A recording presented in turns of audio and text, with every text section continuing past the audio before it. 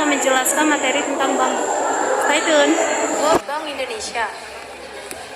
Awal berdirinya logo Bank Indonesia mengadaptasi logo The Javas Bank dengan mengubah huruf J menjadi huruf I tanpa mengubah unsur lainnya. Seiring dengan perkembangan zaman, dengan pertimbangan estetik dan citra bank sentral yang diembankan, logo Bank Indonesia diubah menjadi solid, tegas, berwibawa seperti yang kita lihat sekarang ini. Yang pertama, tahun 1870-an.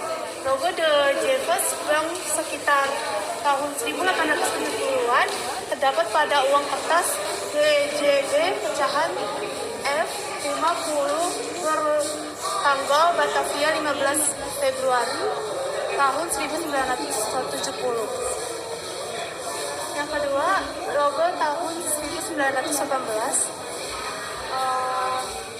yang terdapat pada kertas DJB pecahan F10 bertanggal Batavia 11 Juni 1918. Yang ketiga, 1930 terdapat pada uang kertas DJB pecahan 25 bertanggal Batavia 2 Januari 1930. Yang keempat, 1930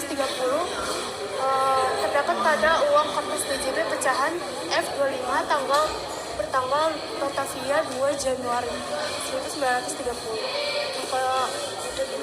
kelima, 1930 terdapat uang kertas DJB pecahan F10 bertanggal Batavia 27 Agustus 1930. Yang keenam, 1948 terdapat pada uang kertas DJB pecahan rupiah setengah emisi 1948. Tahun 1950 logo The Javas Bank terakhir tahun di 1950. 1950 logo yang digunakan Bank Indonesia pertama diadaptasi dari logo DJB terakhir. 1960 terdapat pada uang seri Soekarno emisi 1960. 1973 sebagai penyempurnaan logo BI pertama. 1979 terdapat pada uang pecahan 10.000 emisi 1979. 1990 logo Bank Indonesia di tahun 1990-an. 1998 logonya berbentuk seperti ini. 1998 logonya berbentuk seperti ini. Tahun 2000-an logonya seperti ini. Awal dan tantangan mendirikannya tidak pernah mudah apalagi bank syariah yang konsepnya baru. Persoalan yang habis tak hanya akhirnya merupakan politik, ideologi, dan tentu saja Bang Muhammad sebagai simbol syariah menemani lembaga syariah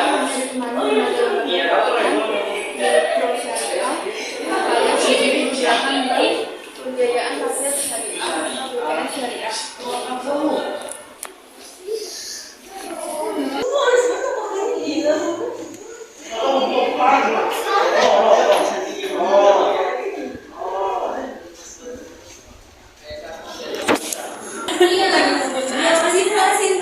Mau baca ini? Gak usah dibaca.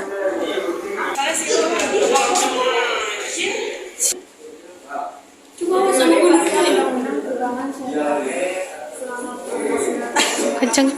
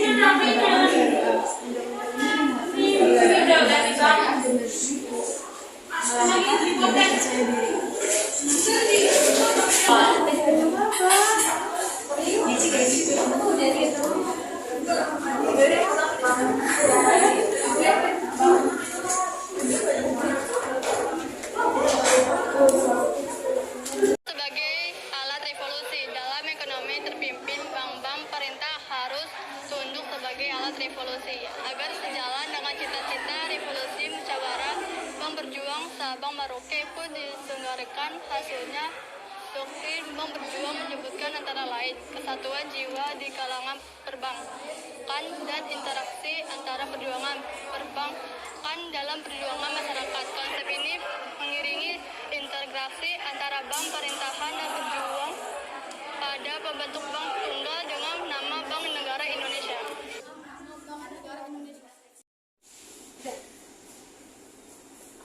Uang era kerajaan di Nusantara. Jauh sebelum mengenal uang, masyarakat menggunakan benda-benda dari alam, produk pertanian, peternakan, dan produk kerajinan sebagai alat tukar yang dikenal dengan istilah barter.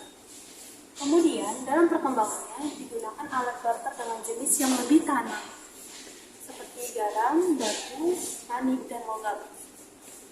Pada masa kerajaan Hindu-Buddha, alat pembayaran mengalami kemajuan, terutama dari bahan dan desain. Di Jawa, misalnya, alat pembayaran terbuat dari logam, emas, dan perak. Kata uang tertua dibuat abad ke-9 disebut Krismala. Artinya uang emas dari kerajaan Mataram kuno. Sedangkan Majapahit abad ke-14 sampai abad ke-16 selain sebagai alat pembayaran, uang ini kemudian digunakan sebagai benda keamanan. Pada masa ini, perdagangan dengan kerajaan lain, termasuk Cina, India, dan berbagai kerajaan Islam sudah mulai terjadi. Uang awal kemerdekaan Republik Indonesia. Uang B sudah dipunting sejak Konferensi Meja Bundar pada 23 Agustus sampai 2 November 1949 menyepakati pembentukan Republik Indonesia Serikat. Pada 1 Mei 1950, pemerintahan Prince menarik ori dan orida dari peredaran, menggantinya dengan mata uang emas yang telah berlaku sejak 1 Juni. Perbankan syariah. Perbankan syariah itu memiliki sistem kegiatan usaha, yaitu berdasarkan izin bagi hasil jual beli atau sewa.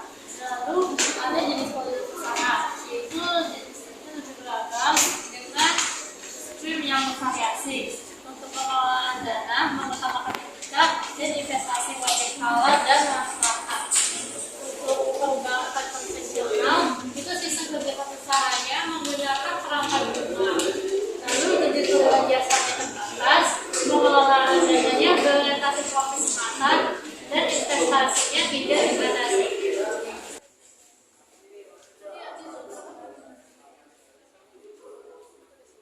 Kedudukan dan tugas Bank Indonesia berdasarkan UU Nomor 23 Tahun 1995 tentang Bank Indonesia di sana. Berdasarkan UU ini, BI menjadi lembaga negara yang independen dan berada di luar pemerintah. Tujuan kehadirannya menjadi tunggal, yaitu mencapai dan memelihara kestabilan nilai rupiah.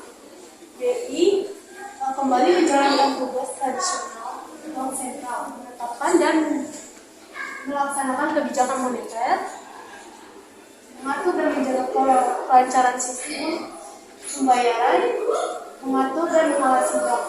Independensi ini adalah pencapaian penting setelah 45 tahun BI berdiri.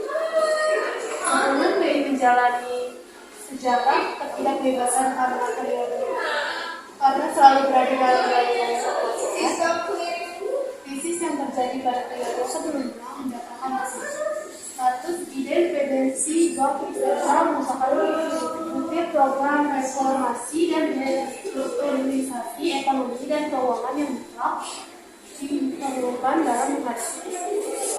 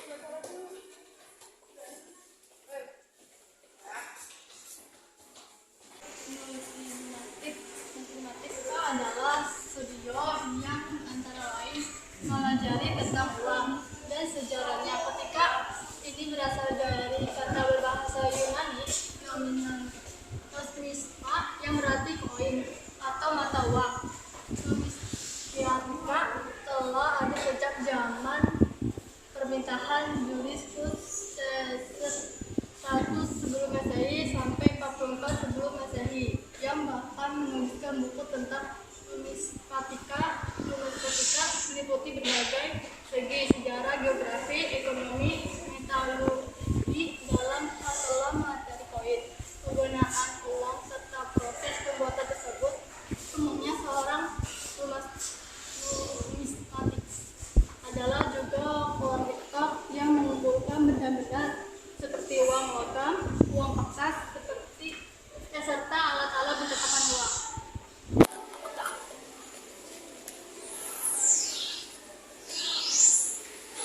Pada abad ke-5 sampai abad ke-14 di Nusantara beredar mata uang emas, perak, tembaga, timba maupun perunggu. Berbagai kerajaan Nusantara seperti Majapahit, Aceh, dan Pasai mengeluarkan mata uangnya sendiri. Mata uang kerajaan Aceh bahkan sempat berlaku meluas di berbagai belahan dunia. Sementara itu, perdagangan dengan Cina meluaskan pemakaian kapeng Cina di kota-kota pelabuhan Nusantara. Segera setelah Bank Indonesia resmi berdiri pada tahun 1953, uang kertas Bank Indonesia diterbitkan untuk pertama kalinya.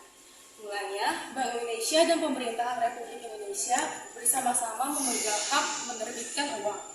Sejak tahun 1968, wewenang ini dipegang sepenuhnya oleh Bank Indonesia. Bank Indonesia juga mengeluarkan uang khusus peringatan yang dicetak dalam jumlah yang kecil untuk dikoleksi dan dijual dengan harga yang lebih besar daripada nilai nominalnya.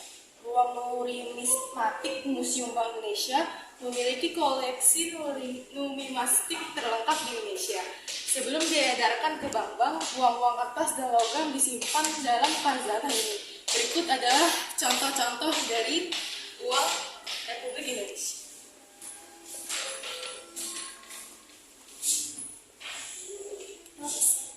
Mari kita beralih ke fun fact. Koin Indonesia di Piala Dunia 1974. Uang koin Indonesia pecahan Rp2.000 ternyata pernah digunakan pada Piala Dunia 1974. Wasit berkebangsaan Inggris Jack Taylor menggunakan koin tersebut untuk menentukan siapa yang berhak memegang bola dalam final antara tuan rumah Jerman Barat melawan Belanda. Setali 3 uang. Teman-teman, pernahkah mendengar peribahasa setali 3 uang? Peribahasa ini juga memiliki arti yang sama dengan peribahasa seringkit 2 kupang. Keduanya memiliki arti sama saja. Kesamaan lain dari 2 peribahasa ini adalah sama-sama terikat dengan uang. Pada masa lalu, nilai uang dari setali adalah 25 sen. Sedangkan 3 uang berarti 2 ketip atau 10 sen dan 1 kelip 5 sen. Yang mana totalnya adalah 25 sen. Lanjut, tahukah bahwa nama bank berasal dari banca dalam bahasa Italia yang berarti bangku? Kisahnya berawal dari 700 tahun yang lalu di Italia. Untuk memenuhi berbagai kebutuhan hidup, masyarakat menggelar pasar pada hari-hari tertentu. Sayang, tak semua orang punya uang belanja pada hari itu. Beraksilah para pengadai. Duduk di bangka atau bangku, mereka melayani pelanggan yang berduyun-duyun membawa bermacam barang jaminan, guci, kain, hem peliharaan, bahkan garam untuk ditukar dengan uang. Dari kata bangka itulah kata bank bermula. Lanjut, asal kata uang. Berbagai istilah tentang uang pernah ada di Indonesia, seperti kata duit yang merupakan padanan kata dari uang. Dipercayai bahwa kata duit berasal dari koin Belanda era VOC yang bernama doit.